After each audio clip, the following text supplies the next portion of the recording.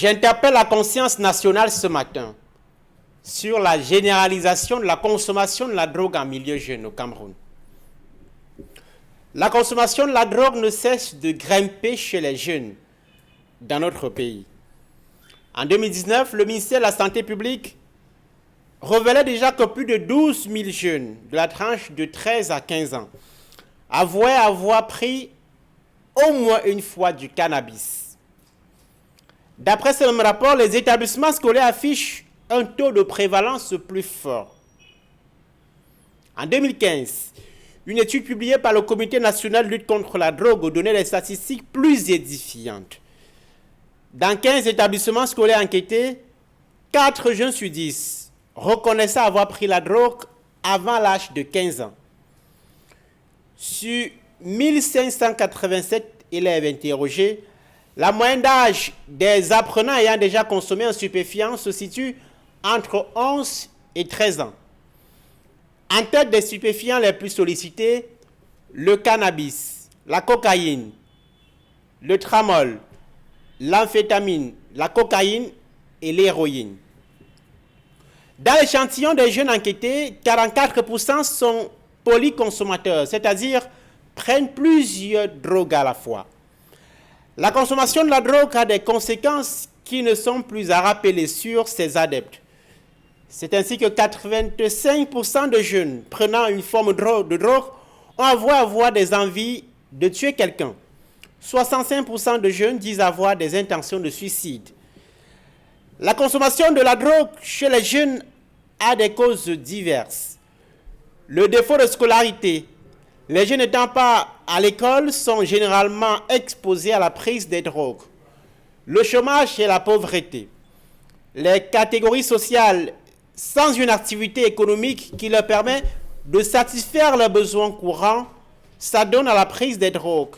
Ils y trouvent un refuge pour diluer la dépression et autres formes de stress au quotidien. Il y a la crise de l'affection. Dans certaines familles, les enfants vivant des frustrations dues à un traitement parental hostile peuvent être poussés à prendre des stupéfiants. Ils y trouvent un moyen de surmonter leur rejet et les conséquences psychologiques de leur brimade. Mais la généralisation de la consommation des drogues chez les jeunes interpelle la société tout entière.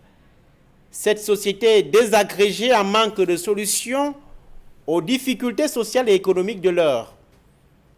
D'abord, au niveau des familles, il ne faut pas être un savant pour relever que de nombreux parents ont perdu l'autorité sur leur progéniture, lorsque même ne sont pas des anti-modèles pour les jeunes. Pour ces jeunes dont ils sont censés être des miroirs par excellence. Mais la responsabilité du politique n'est pas une dimension de seconde zone dans l'analyse de ce phénomène. Ceux qui créent les établissements scolaires ou font créer ces établissements au milieu des bars, lieu par excellence de la débauche, sont des catalyseurs de la consommation de la drogue chez les élèves.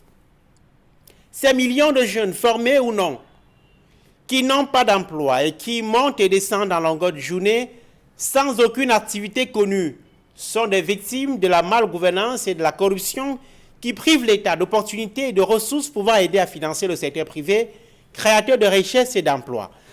Mais plus globalement, c'est la politique générale de la nation qui présente à la face du monde ces dérives, des orientations et des options qui sacralisent les intérêts de quelques-uns au détriment du bien-être de l'ensemble de la population, sinon de la plupart.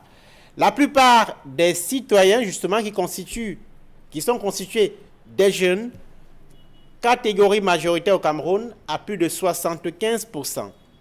Si les consommateurs de stupéfiants sont appelés à voir leur espérance de vie se réduire telle une peau de chagrin, comment ne pas conclure avec l'artiste que ce pays tue les jeunes? À demain.